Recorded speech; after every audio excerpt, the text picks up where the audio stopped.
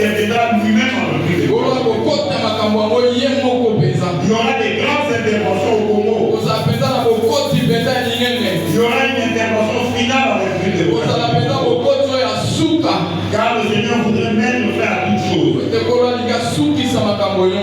Si nous lisons dans le livre d'Exode au chapitre 14,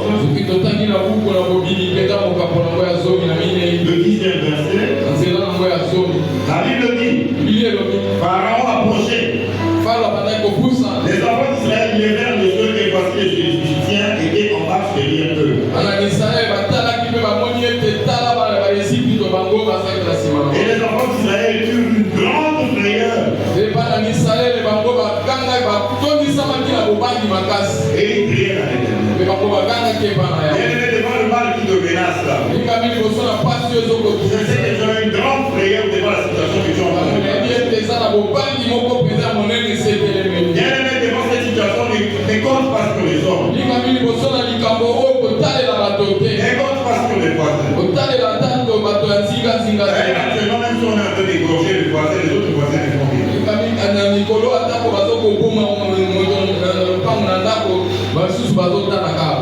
Crie à l'Éternel, bien-aimé.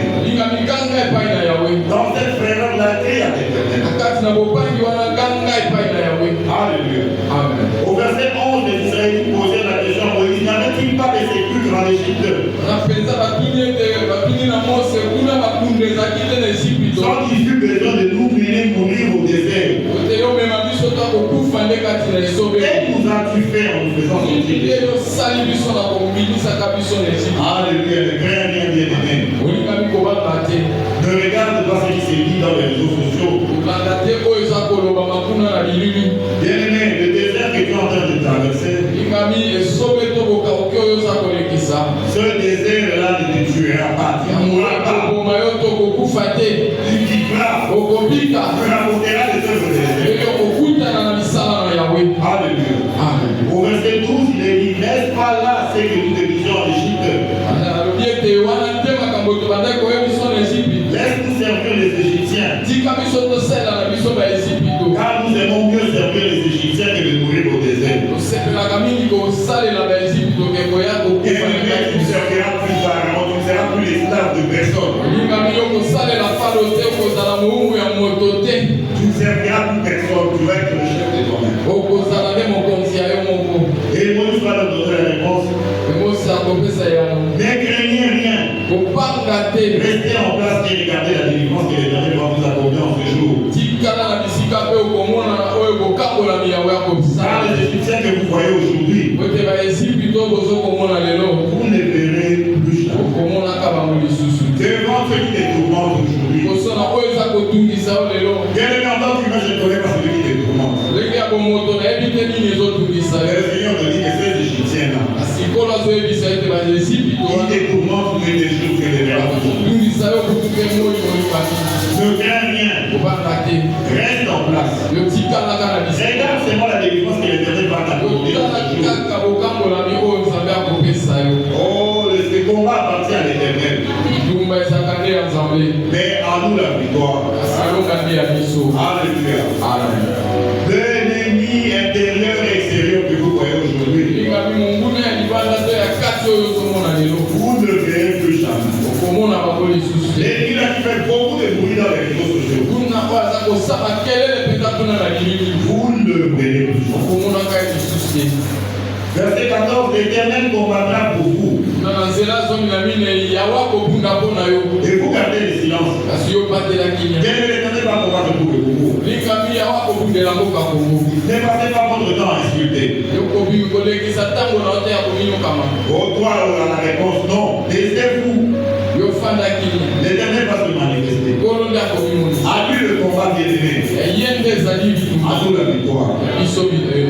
Bien-aimé, souvenons-nous que nous avons un grand frère, Jésus-Christ. Dieu l'a souverainement élevé, lui a donné le nom de Jésus-Christ. Tous chez nous, c'est qui défend notre grand frère.